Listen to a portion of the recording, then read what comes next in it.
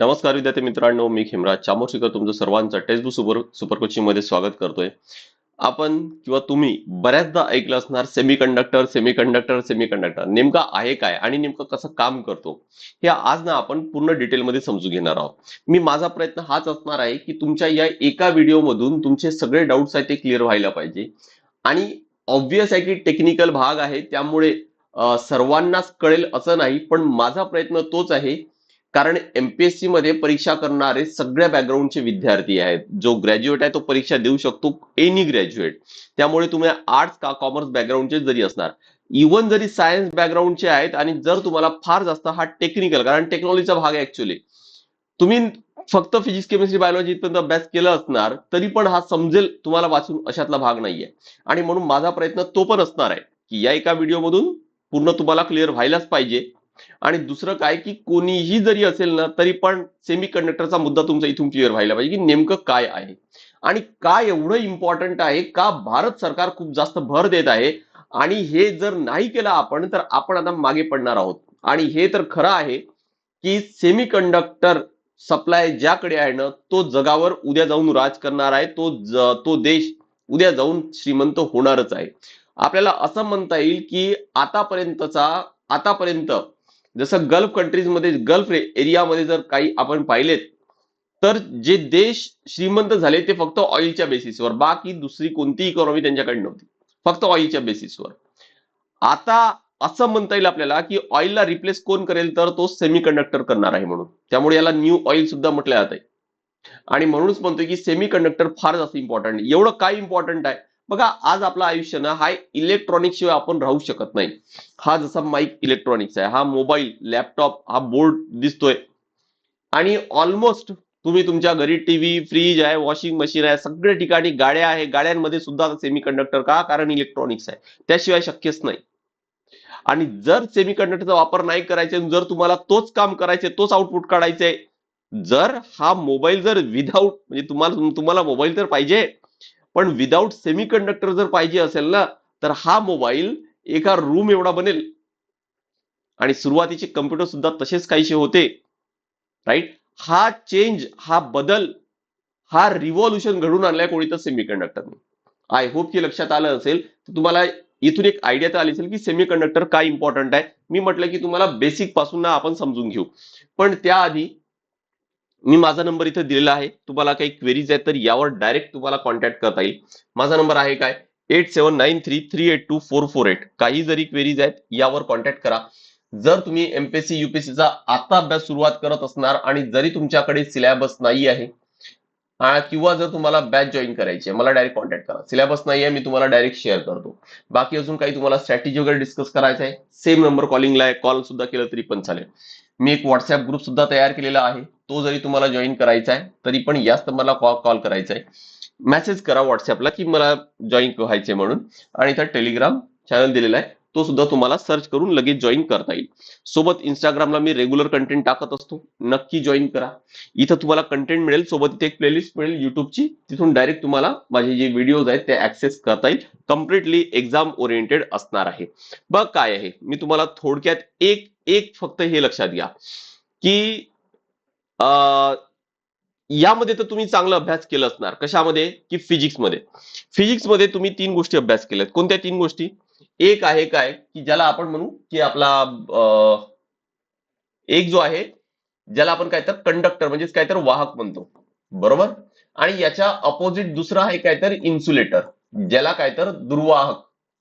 याला वाहक किंवा सुवाहक, त्याला इन्सुलेटर किंवा दुर्वाहक म्हणता येईल, बरोबर.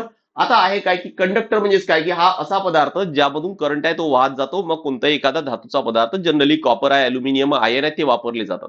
इन्सुलेटर म्हणजे काय येणार, जसा प्लास्टिक आहे, रबर आहे, लाकूड आहे, ज्यातून करंट आहे तो वाहत नाही, करेक्ट, याला म्हटलं जातं. आणि या दोघांच्या मध्ये कुठंतरी येतो काय तर सेमी कंडक्टर येतो. काय येतो? Semi conductor. मग नेमकं सेमी कंडक्टर आहे काय या दोघांच्या मध्ये म्हटलं ना, म्हणजे सिंपल सांगतो अगदी, की सेमी कंडक्टर असा पदार्थ आहे, तो या दोघांमध्ये ना फ्लक्च्युएट होऊ शकतो.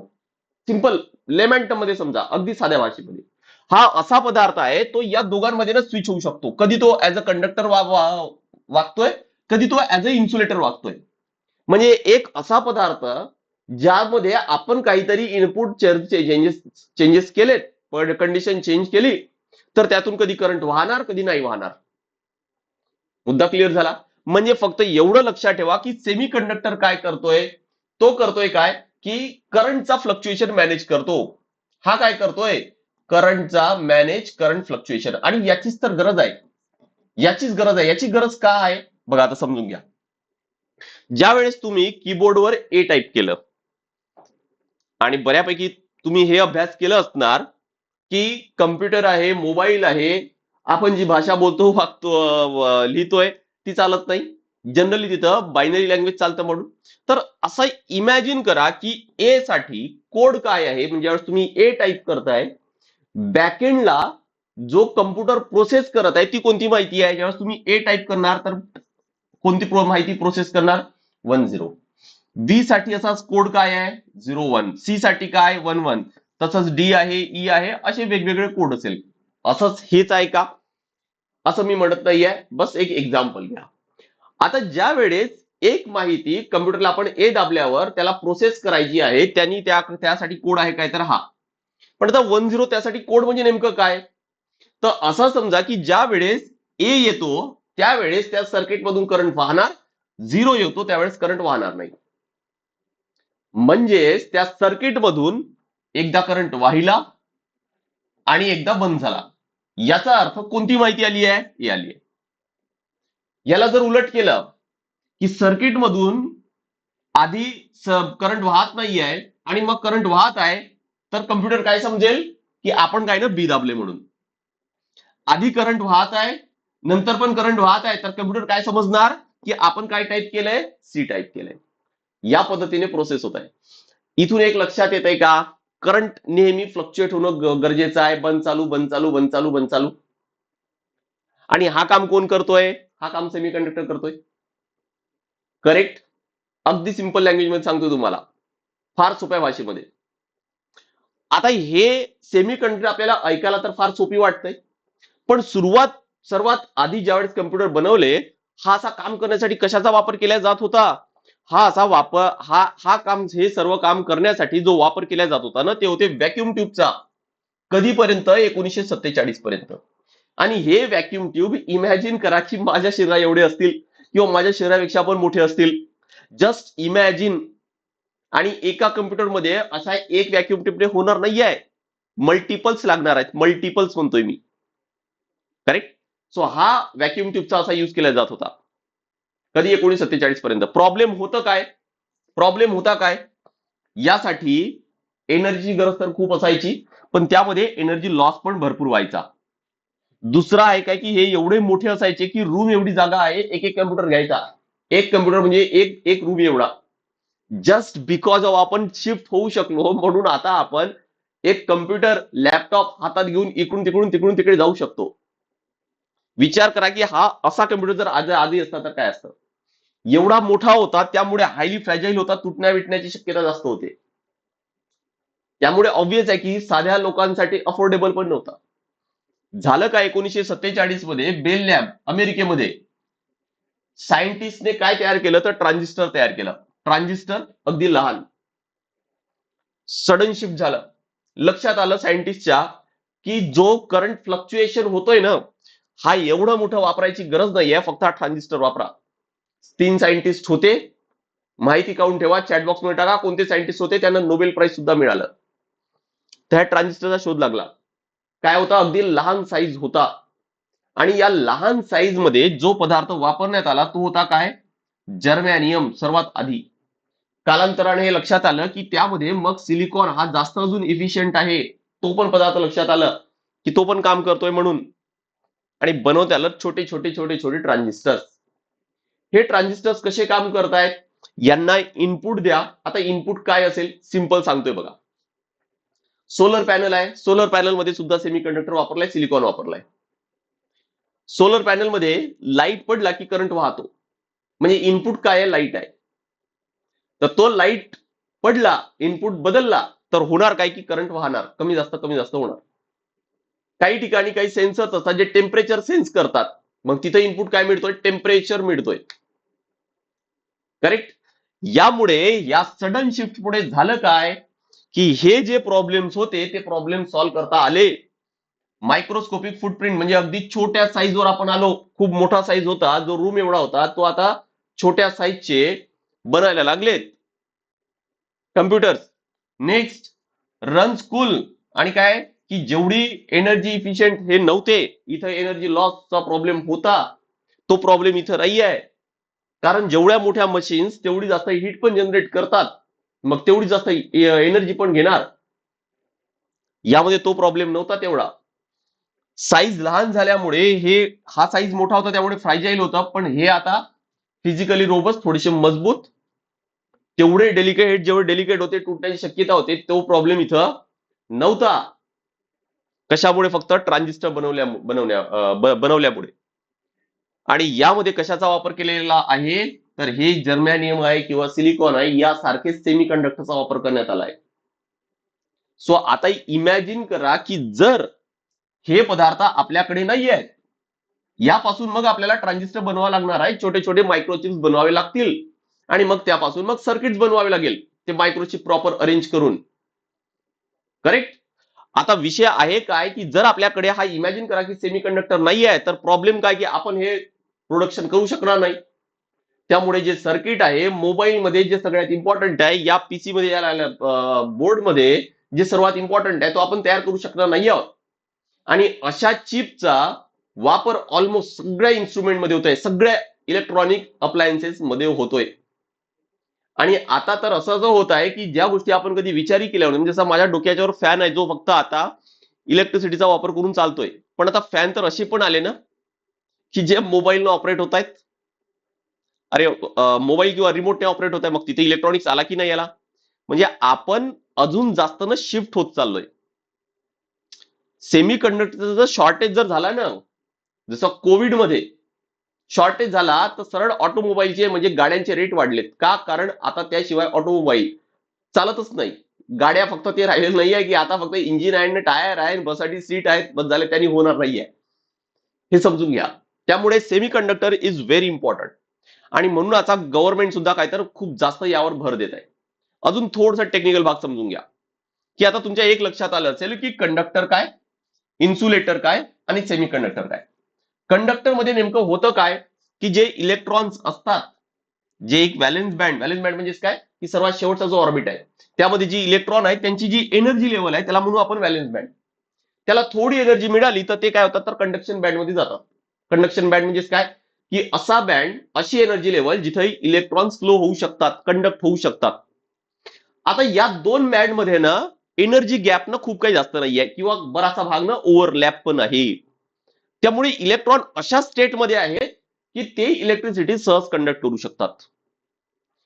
इन्सुलेटर मध्ये काय प्रॉब्लेम आहे, जसा हा प्लास्टिक, याची इलेक्ट्रॉन्स काय तर या व्हॅलेन्स बँड मध्ये आहेत. आता याला मला इथून इथं आणायचं आहे, आणि ते इलेक्ट्रॉन्स कंडक्ट व्हायला पाहिजे, एका ठिकाणी दुसऱ्या ठिकाणी जायला पाहिजे, तर एवढी जास्त एनर्जी द्यावी लागेल. म्हणजे एनर्जी गॅप खूप जास्त आहे, आणि which is not possible. Actually मी याला काही केलं ना, किती एनर्जी दिले ना, इथून करंट वाहणार नाहीये. का? कारण हे इलेक्ट्रॉन इथून इथं नेणे शक्यच नाही. आणि या दोघांच्या मध्ये काय म्हटलं मी, सेमी कंडक्टर आहे, म्हणजे हे यामध्ये गॅप अजिबात नाही आहे, पण इथं गॅप काय तर खूप जास्त आहे. इथं गॅप काय असेल, थोडीशी आहे. वाटेल तेव्हा हे इलेक्ट्रॉन्स इथं घेऊन जा, वाटेल तेव्हा इलेक्ट्रॉन्स इथं घेऊन या. हे इलेक्ट्रॉन इथं गेले, कंडक्टर बनला, इथून इथं आले, इन्सुलेटर बनला, विशेष मोकळा, विषय सॉल्व्ह झालाय. जो आपला प्रॉब्लेम होता, की इथून इथं शिफ्ट व्हायचंय, आपल्याला करंट कंटिन्युअसली फ्लक्च्युएट करायचंय, बंद चालू करायचाय, तो इथं प्रॉब्लेम सॉल्व्ह होतोय ना. आणि म्हणून सेमी कंडक्टर इम्पॉर्टंट आहे. आता पुढे बघा, आता थोडस अजून, आता हा झाला काय तर आपण म्हणू की जो टेक्निकल भाग होता, जो प्रिलिम ओरिएंटेड जास्त आहे असं आपण म्हणू, पण याचा यूज तुम्हाला मेन्स मध्ये पण होईल. आता मेन्स ओरिएंटेड काही पुढचे स्लाइड्स बघा, की मायक्रोचिप मिरॅकल, की मायक्रोचिप कशाचा बेसिसवर, म्हणजे पहिले बनणार काय, आधी सेमी कंडक्टर तुमच्याकडे असायला पाहिजे, मग चिप बनणार, ट्रान्झिस्टर बनणार, मग चिप बनणार, पूर्ण सर्किट बोर्ड आहे ते बनणार. करेक्ट. मग यासाठी बिलियन्स ऑफ ट्रान्झिस्टरची गरज पडते on a single flake.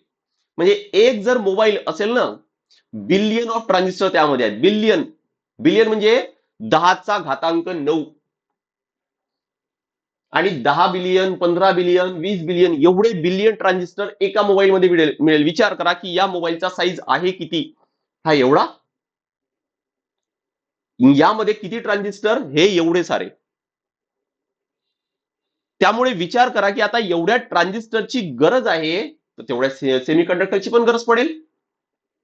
Correct. आणि म्हणून इथं काही युजेस दिलेत की हे असे ट्रान्झिस्टरची गरज आता ना हळूहळू एका मोबाईल तुम्हाला सांगितलं की किती संख्या आहे.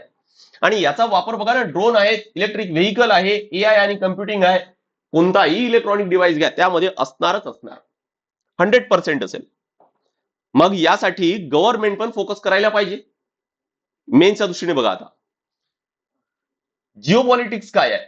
जिओ पॉलिटिक्स जर आपण पाहिलं तर कोविडमध्ये आपल्याला एक लक्षात आलं की सप्लाय चेन फ्रॅजिलिटी, की कोविड सारखी सिच्युएशन आहे, ती सिच्युएशन आली तर आपल्याला सेमीकंडक्टरचा प्रॉब्लेम होऊ शकतो. त्यावेळेस गाड्यांचे भारतामध्ये चक्क ऑटोमोबाईलचा प्रोडक्शन थांबलेला होता म्हणतोय मी. तो कोविडमुळे नाही, कोविडमुळे सेमीकंडक्टर सप्लाय कमी झाला आणि त्यामुळे काय तर गाड्यांचा सप्लाय कमी झाला. करेक्ट. त्यामुळे ही फ्रॅजिलिटी आपल्याला फेस करायची नाही आहे यानंतर. हा प्रॉब्लेम यानंतर नाही यायला पाहिजे. आपल्याला स्वतः इंडिपेंडेंट व्हावं लागणार आहे. दुसरं आहे काय की आता सध्या कंडिशन आहे काय की आता चीन हा मोनोपोली आहे, चीनची मोनोपोली आहे. सर्वात जास्त प्रोडक्शन कोणाचं आहे, चीनचं आहे. त्यामुळे हे अशा कंडिशन ज्यावेळेस येतात त्यावेळेस आपण किंवा इतर देश चीनवर खूप जास्त डिपेंडंट राहतो.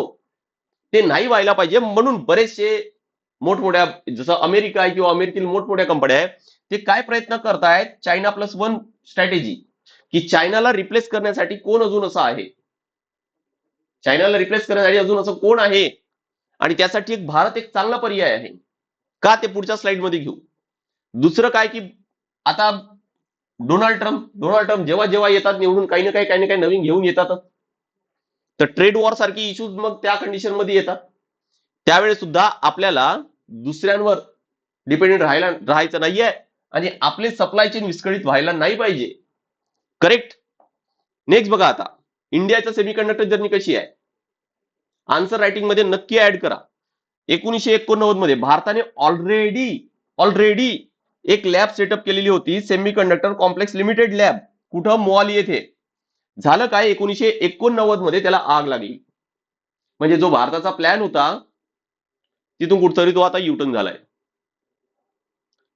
पण आता भारताने परत आपण म्हणू की टेक ऑफ घेतलाय. भारताने काय केलं, इंडिया सेमीकंडक्टर मिशन आहे तो लॉन्च केलाय. आयोगाने, युपीएससीने यावर डायरेक्ट मेन्स मध्ये प्रश्न विचारलेला आहे. थोडक्यात 2-3 पॉईंट्स दिलेत की इंडिया सेमीकंडक्टर मिशनच्या अंतर्गत काय केल्या जाणार आहे. फिजिकल सपोर्ट दिला जाणार आहे अँड मॅसिव्ह इंडस्ट्री इन्सेंटिव्ह. जे कंपन्या सेमीकंडक्टर तयार करतील त्यांना खूप जास्त मदत केल्या जाणार. Creation of a localise display and component ecosystem, की सेमीकंडक्टर आणि त्याच्यापासून बनणारे पूर्ण चिप आहे, पूर्ण मॅन्युफॅक्चरिंग कसं भारतातच तयार करता येईल त्यावर फोकस केला जाणार आहे. आणि असंच एक इंडिजिनियस R&D करण्यात आलेला आहे इस्रोने. त्याचा विक्रम हा रिसेंटली मागच्या वर्षीची न्यूज आहे, एक प्रोसेसर तयार केलाय विक्रम 3201. तो एक नक्की आन्सर मध्ये ऍड करायचा आहे. आता हे भारतासाठी काय इम्पॉर्टंट आहे आणि भारत का करू शकतं. पहिलं आहे काय की भारताकडे डेमोग्राफिक टॅलेंट आहे, की यंग टॅलेंट खूप जास्त आहे. आणि इंजिनियरची संख्या ही, इंजिनियर ग्रॅज्युएट झालेली संख्या ही खूप जास्त आहे. इंजिनियर तर कमी नाही आहे भारतात. बरोबर. दुसरं, भारत काय का करू शकतं, बिकॉज सर्जिंग डोमेस्टिक मार्केट. चीनला रिप्लेस करण्यासाठी मोठमोठे जे कंपन्या आहेत ते कोणाकडे बघतायत, भारताकडे बघतायत. त्यामुळे भारत हे करू शकते. भारताकडे डेमोग्राफिक डिव्हिडंड पण आहे आणि पोटेन्शियल पण आहे तेवढं. अजून काय म्हणता येईल आपल्याला, जिओ पॉलिटिकल ट्रस्ट आहे. जसं आता सांगितलं की मोठमोठ्या कंपन्या आपल्यावर भरोसा ठेवतायत. फक्त एवढं आहे की एक प्रॉपर स्ट्रॅटेजी आहे ती आपल्याला आखावी लागणार आहे आणि तो पण लॉंग टर्म साठी आपल्याला गोल ठेवावा लागणार आहे. आता जरी भारत जरी कॅपेबल असेल आणि भारत जरी पोटेन्शियल असेल तरी पण काही चॅलेंजेस आहेत. कोणते चॅलेंजेस आहेत तर ते बघा. पहिलं आहे काय की चला मी म्हटलं की आपल्याकडे डेमोग्राफिक डिव्हिडंड आहे, डेमोग्राफिक टॅलेंट आहे. पण प्रश्न हा आहे की ही रियालिटी आहे की हे आहे कसे, तर रॉ इंजिनियर ग्रॅज्युएट्स आहेत, हे स्पेशलाइज नाहीये, सेमीकंडक्टर मध्ये स्पेशलाइज नाहीये. त्याशिवाय चालणार आहे का, नाही चालणार. दुसरं आहे काय की करंट रियालिटी काय आहे, आपण आता खूप जास्त बेसिक जी पॅकेजिंग आहे ना त्यावर डिपेंड करतोय. आपण झिरो पासून सुरुवात नाही करतोय, बेसिक पासून. करेक्ट. त्यामुळे ते फॅब्रिकेशन झिरो पासून फुल चिप बनवण्यापर्यंत, फुल बोर्ड बनवण्यापर्यंत आपल्याला काम करायचंय. दुसरं आहे काय की vulnerability to short term election cycle political thinking. आता जी गव्हर्नमेंट आहे ही तर भर देत आहे, पण होतं काय की दर 5 वर्षांनी इलेक्शन होतं आणि पुढच्या वर्षी जर दुसरी सरकार आली तर काय होणार.